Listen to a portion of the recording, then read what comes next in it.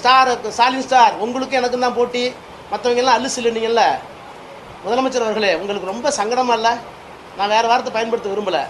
அந்த அல்லு சில்லு வீட்டுக்கு நீங்களே போய் சால்வை போட்டு அவங்களோட ஓட்டை வாங்கினீங்களே, அந்த அல்லு சில்லுக்கிட்ட போய் கெஞ்சி கூத்தாடினது தில்லுமுல்லா அரசியல் அநாகரிகமா?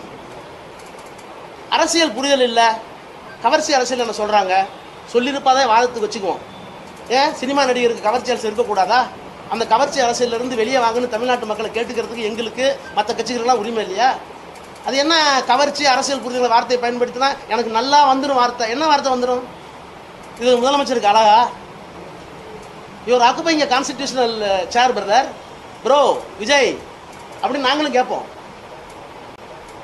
ஒரு முதலமைச்சர் போறீங்க, நன்றி சொல்றீங்க, திமுக விமர்சிக்க வேணான்னு சொல்ல, விமர்சிங்க, அதுக்கு ஒரு 5 நிமிஷம் எடுத்துங்க. மீதி 10 நிமிடங்கள் பிரதமரோடு போனேன், சந்தித்தேன், என்ன செய்ய போகிறேன், பிரதமரிடம் மனு அளித்திருக்கிறேன், ஏதாவது சொல்லியிருக்கீங்களா? நான் கேட்குறேன், யாரை பார்த்து நீங்கள் குறை சொல்கிறீங்க? தமிழ்தாய் வாழ்த்துக்கு வந்து நீங்கள் போய் கடிதம் கொடுக்குறீங்க. யார் தெரியுமா ஸ்டாலின்? நீங்கள் சொன்ன ஸ்டாலின் சார் யார் தெரியுமா? அரசியல் சட்டத்தால் திருத்தப்பட்ட EWS, economically weaker sections, constitutional mandate once it was pass in the parliament, அதை தமிழ்நாட்டுக்குள்ள அனுமதிக்க மாட்டேன்னு சொன்னவர் தான் ஸ்டாலின் சார். நீங்கள் தமிழ்தாய் வாழ்த்துக்கு நீங்கள் போட்டிருக்கிறது என்ன தெரியுமா? வெறும் ஜிஓ, கவர்மெண்ட் ஜிஓ சார். அரசியல் சட்டத்தை மீறினா ஆட்சியவே கலைக்கலாம். நாங்கள் மீறி இருக்கோம், தாழ்த்தப்பட்டவர்களுக்காக, பிற்படுத்தப்பட்டவர்களுக்காக. நீங்கள் ஒரு தமிழ்தாய் வாழ்த்துக்கு போய் கெஞ்சுறீங்களே, கூத்தாடுறீங்களே, உங்கள் வீரம் என்ன? இந்த வீரத்தை நாங்கள் வந்து அம்பலப்படுத்தக்கூடாதா? ஒன்று தெரிஞ்சுங்க மாண்புமிகு முதலமைச்சர் அவர்களே, நாங்கள் வந்து உங்களுடைய கவர்னன்ஸை தான் 6 மாதம் கழித்து விமர்சிப்போம்னு சொன்னோம். உங்களுடைய இயலாமையை, டே டு டே அட்மினிஸ்ட்ரேஷனில் இருக்கிற குறைபாடுகளை நாங்கள் விமர்சிக்க மாட்டோம்னு நீங்களும் சொல்ல முடியாது, நாங்களும் கேட்க முடியாது. அதாவது இனபிலிட்டி, இன்காம்பிட்டன்ட் அப்படின்னு நான் உங்களை சொல்கிறதுல என்ன தப்பு? ஆனால் நீங்கள் பேசுகிறது மட்டும் பார்த்தீங்கன்னா கைத்தட்டலுக்காக, உணர்ச்சியை தூண்டுவதற்காக எல்லாம் பண்ணுறீங்களே. நாங்கள் என்ன சக்தி தெரியுமா?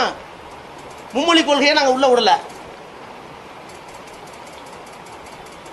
என்னென்ன திட்டங்களை நிறுத்தி வச்சிருக்கோம்? டீலிமிட்டேஷனாக நாங்கள் தான் நிறுத்தினோம். நேஷனல் எஜுகேஷன் பாலிசி நாங்கள் தான் நிறுத்தினோம். PMC 2500 கோடியா இழந்தாலும் பரவாயில்ல, 10,000 கோடி நட்டப்பட்டாலும் பரவாயில்ல, மாநில உரிமை விட்டு கொடுக்க மாட்டோம் மோடி அவர்களே, நான் அதுக்கெல்லாம் பயப்பட மாட்டேன் அப்படின்னு சொன்னவர் தூர சத்தியம், ஓர சத்தியம், கோர சத்தியம், பார சத்தியம், தூர்ந்து போன சத்தியம். ப்ரோ விஜய் ப்ரோ, எங்கே ப்ரோ போச்சு உங்களுடைய சக்தி? பிஎம்முக்கு முன்னாடி முடியாதுன்னு சொல்லிட்டு வாங்க ப்ரோ. ஏன் bro? Honourable chief minister bro, why bro ஏன் பேசாமல் வந்தீங்க? ஏன் ப்ரோ ப்ரெஸ்ஸை பார்க்குறதுக்கு தைரியம் இல்லை ப்ரோ? ஏன் ப்ரோ எழுதி கொடுத்த ஸ்கிரிப்டுக்கு இவ்வளோ நேரம் வீரம்? உங்களுக்கு எவ்வளோ பிரச்சனை இருக்குது? பாசிசத்தையும் எதுக்குறோம், பாயாசத்தையும் எதுக்குறோம். நீங்கள் ரைட், பாயாசத்தை முடிச்சிட்டீங்க. பாசிசத்தை என்னாச்சு ப்ரோ?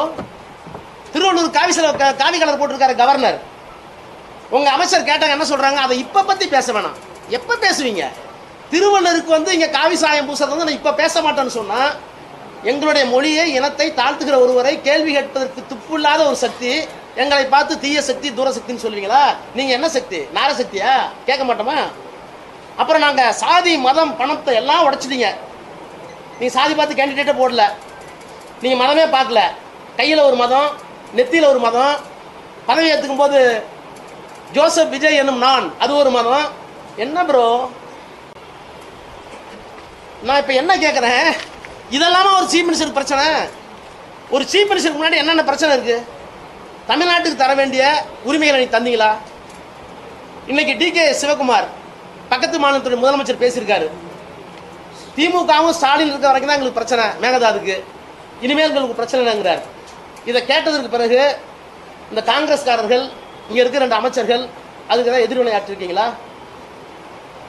முதலமைச்சர் அவர்களே, உங்களை சொல்றாரு, நீங்க ஒரு ஆளே இல்லைன்றாரு, அவரு எங்களுக்கு பிரச்சனையே இல்லைன்றாரு. நீங்க ஐயோயோ எனக்கு விவசாய பிள்ளையா பறக்காம போயிட்டு நீங்க இன்னைக்கு பார்த்தீங்களா டிவியா? விவசாயிகள் போராடுறாங்க, பணமா நடிச்சுக்கிட்டு போராடுறாங்க, இந்த ஆட்சியில் நாங்கள் பணம் ஆகி கொண்டிருக்கிறோம்னு.